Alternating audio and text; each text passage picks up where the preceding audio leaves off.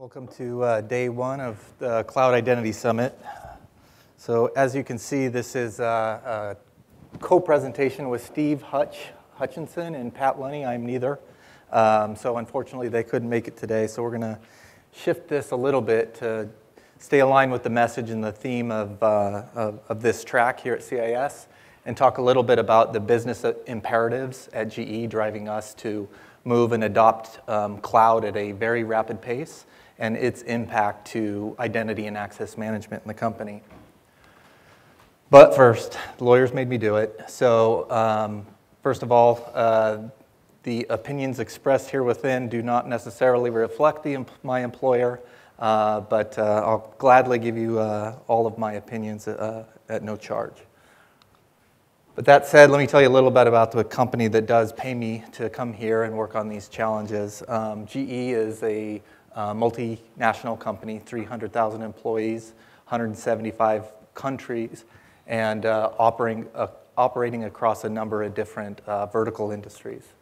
As you would imagine, General Electric, they're, one of our first and largest industries is the electric industry, working in multiple power sectors, from nuclear to oil and gas to water to traditional power systems. And now at the theme of the conference, working in smart and intelligent electrical grid systems. We work in transportation, locomotives, highly eco-friendly locomotives, planes, aircraft engines that move, that probably brought a good number of you here, and then commercial and consumer-based lighting. Actually, as a fact, I think they're using some of the starting to use some of the smart lighting here in San Diego here as of recent. Software, this is one of the newest, biggest things that we're working on these days, and it's kind of changing the game. As you wouldn't traditionally have thought of GE as a software company, but this is a big driver for us as we look at software-defined machines and how software actually influences the things that we actually build and manufacture. Global healthcare, our healthcare machines as well as healthcare software help help hospitals be more efficient, and our smart capital group, which you probably read the news, is a lot lighter than it used to be. So that being said, what's driving IT these days? It's no different than probably the majority of your businesses. The push to cloud.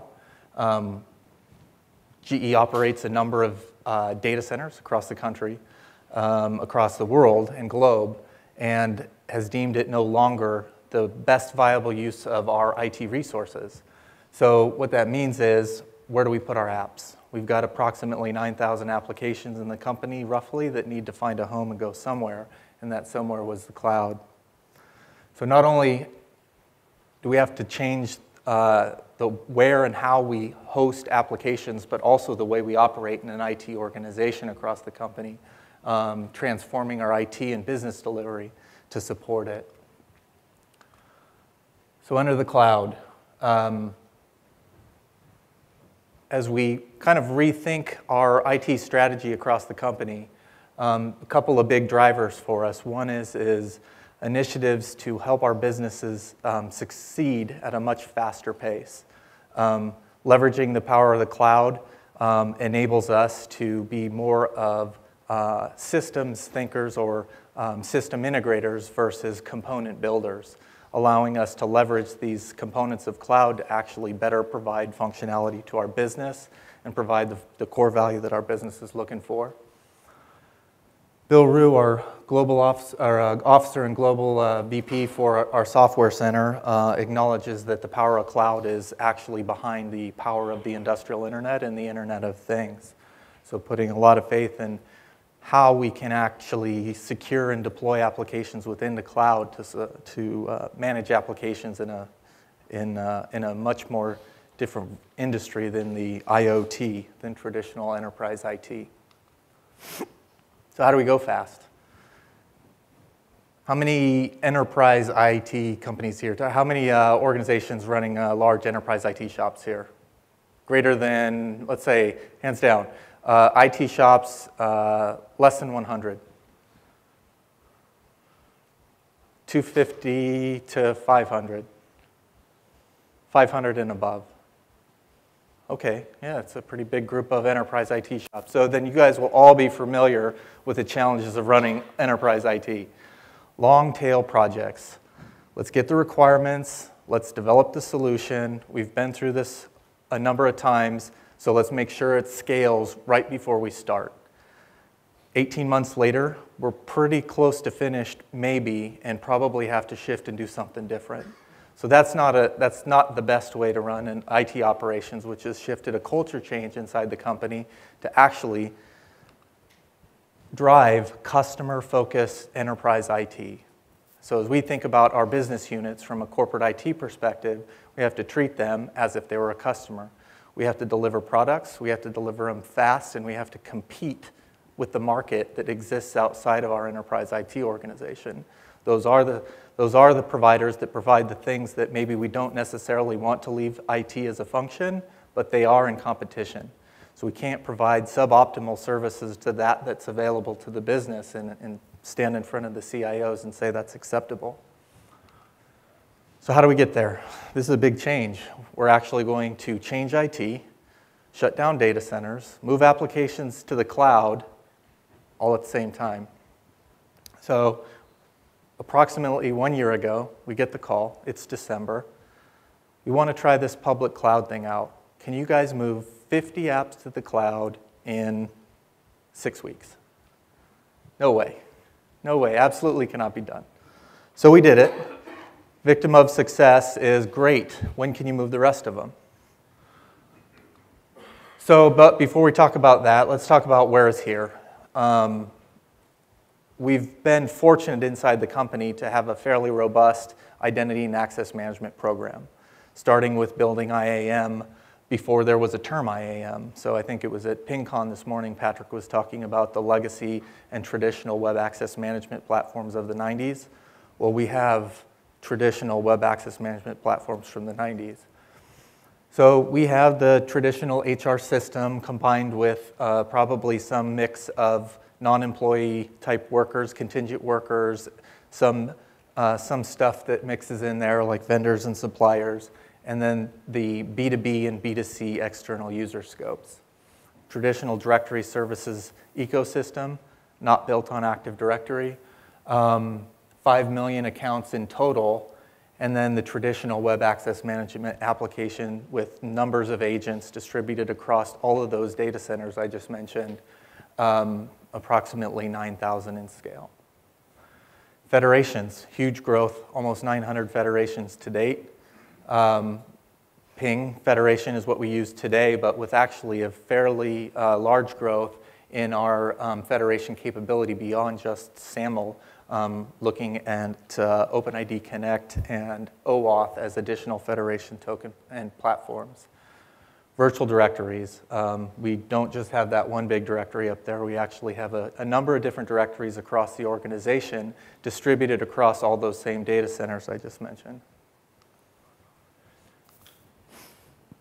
So this is what federation looked like 7 years ago. Actually, it even started probably a handful of years before this with some homegrown SAML-like capability. I think we called it Grammel, named after the person that wrote it inside the company. But we got a little bit more sophisticated back in 2008 and saw SAML grow over the next couple of years. We knew and projected that it was actually going to grow pretty fast. And now we're actually looking at what looks almost like hockey stick growth. So it wouldn't be a CIS conference if we didn't actually accuse one of the protocols of dying somewhere along the way. So SAML is used. It may be, I don't know, maybe on its last leg, but it's running pretty hard on that leg that it has. Today it works. We're using it. It continues to grow in our organization, and we anticipate that it will grow at this scale going forward. But what about the traditional web access management? What about the rest of those 8,000, 8,500 applications that exist out there as well? As we look to cloud, we wanted to make some change in the way in which we did applications. Applications that move to public cloud should be treated like any application that we use that's a SaaS provider. That was the goal. So how do we get there? Well, we're part of the way, but we got a little bit ways to go. So what do we do with these? We had some decisions to make. As we developed our cloud strategy, we made strong statements like if you're going to move your application into cloud, you have to use federation. We had to come up with a way to do it. But before we did that, we had to take a hard look at our identity and access management program at the company. IAM is a fairly robust team, people, processes, integrated all the way into things like how we do acquisitions, et cetera, all the way across the organization. However, it was built around our legacy IT and our IT function. What's driving this? Migration from data centers to cloud, modernizing our application. So not only do we want to make a change with the way we move apps from our traditional data centers to cloud, apps are modernizing. We've got the mobile devices coming in. Businesses starting to realize the value of APIs in their organization and how to expose their applications in a different way. Collaboration and external identity. FastWorks wasn't just a program that we instituted to specifically focus on IT. It's actually to focus on how we do business. We've got to go to market faster. We've got to introduce products faster, which means that we have to collaborate faster. We have to get people into our IAM systems faster, and we need more external people, allow more access to external users. Mobile devices and access from anywhere. So this is a big one for us as we looked at modernizing our application stack, where we put apps. We also looked at how our end users are accessing these applications and how do we enable access to applications from anywhere just based on your user ID, the type of device that you have, and what type of resource you're trying to access. Right-sizing authentication, because not all authentication fits every scenario, and especially as we introduce new device types, the multi-factor type solutions of our traditional enterprise IT systems were not working with the mobile landscape. So we had to rethink how we did VPN and things like this to scale with the sign of the times. UX improvements, same thing. Users don't want to log into their mobile device. They don't want to enter a password. I know I'm not telling you guys anything you don't already know, but we also have our developer scope. They don't want to enter a workflow. They don't want to enter a ticket, get their agent, install their app, and follow all of this process either. And then that big thing called the IoT. How do we actually take and expand what we do from an enterprise IAM function and support what we need to do on the industrial side with the Internet of Things? Well, we realized that we can't just enable the existing services that exist inside our organization and extend them to cloud. Cloud isn't data center in a box, and it isn't an extension of the data center network. We wanted to treat it like something different. So what that meant was we had to rethink about the way we ran our core services. Those core services being things like your traditional IT management, infrastructure and software, identity and access management, directory services, and align them not only with the legacy requirements of the data center, but also with these new requirements from cloud. So we came up with a concept of an enterprise services rail, which was a way to reconstitute how we deployed services out closer to the cloud, not only in placement, but in composition and how they were actually deployed, managed, based on traditional or legacy enterprise IT management processes. Which led us to something that we've named the Extensible Service Fabric.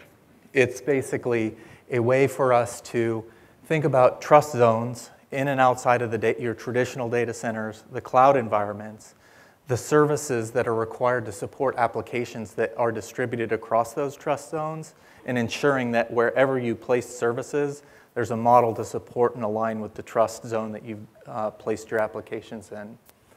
But not only where it's located, as we looked at the cloud providers. The majority of cloud providers terminate along with all of the carriers, ISPs, all in the same locations, and the major points of presence providers. So co-location of what seemed like our core services seemed like a good idea in these locations. In addition to that, with applications becoming more, taking advantage of the capabilities of cloud, dynamic scaling, dynamic growth, self-healing, legacy dependencies on IT systems became a bottleneck for those applications and services. So we actually needed to modernize our service stack similar to how applications need to modernize in the cloud itself to take advantage of those capabilities. If an app scales, so will its identity and access management service requirements. So the new edge. This is the model that, are we doing on time? This is the model. The perimeter's dead, we know that. Identity is the perimeter, et cetera, et cetera. However, there is such a thing as an edge, and there is such a thing as a boundary. So as we think about the way in which we want to manage the here to there in this story is that we still have stuff back home. We still have applications back home. We have services back home. But we have the ability to push forward some service capability and extend it out closer to cloud and proximity. So as we built out what we call our cloud, mobile, and internet edge in the co-location facilities, along with the cloud providers, the internet service providers, and the carriers, we could allow the reach in and out of our SaaS providers from our end users from anywhere, from any internal and external identity without having to reach and backhaul that traffic all the way back into the legacy data center, leading to a more cloud-agnostic approach to how we could deploy and consume services across the cloud providers. Because how many cloud service providers in the room? 1, 2, 3, okay, handful. 5 minutes, got to speed it up. Okay, so if you think about a cloud service provider, each cloud service provider is reinventing all of the identity and access management services that we've got in our data centers at each cloud service provider. This is a model that didn't work for us. We needed to maintain that, and we wanted to maintain the abstraction of identity and access management across those cloud providers. So what did it look like for our apps? We want our apps to look the same. Whether you're coming from the enterprise, whether you're an enterprise user, an external user, that didn't come across so good on here, federation. We made the decision to pull the plug on any network connectivity of these applications back into the data center for access to our WAM platform. Every app that goes into cloud must use federation. We started with the approach of SAML. It was what we knew. We didn't have anything else up and running and mature at that point, so we were using the Shibboleth plugin in Apache to extend similar to what a SiteMinder web agent might do, the functionality of authentication, but not requiring any of the network reach or dependency back of the data center network, and giving the application the delegated authentication that it was used to. Going forward, however, though, that's still a lot more SAML federations than we really wanted. It was point-to-point deployment. It was not necessarily developer-friendly, and it wasn't as modern as we desired, and started looking at OpenID Connect and using the open source OpenID Connect plugin as a mechanism to do something similar. Our approach, fairly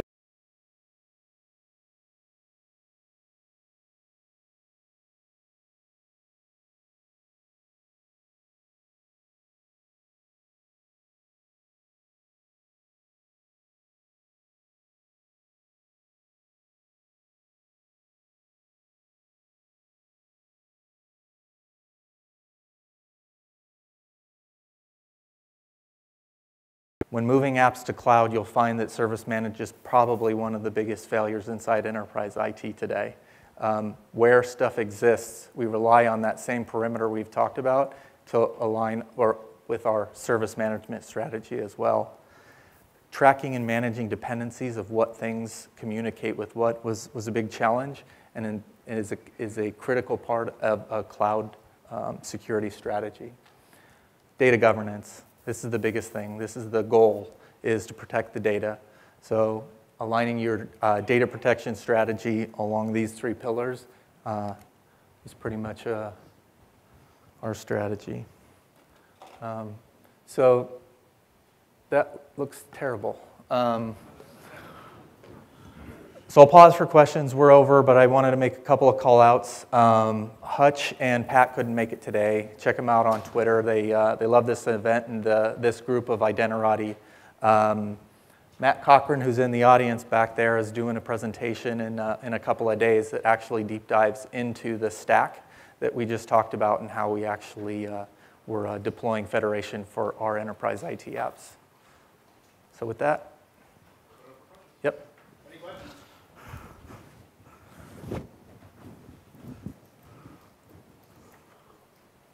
Standing in the way of the break. There's no questions. Thank you very much. Great, thank you.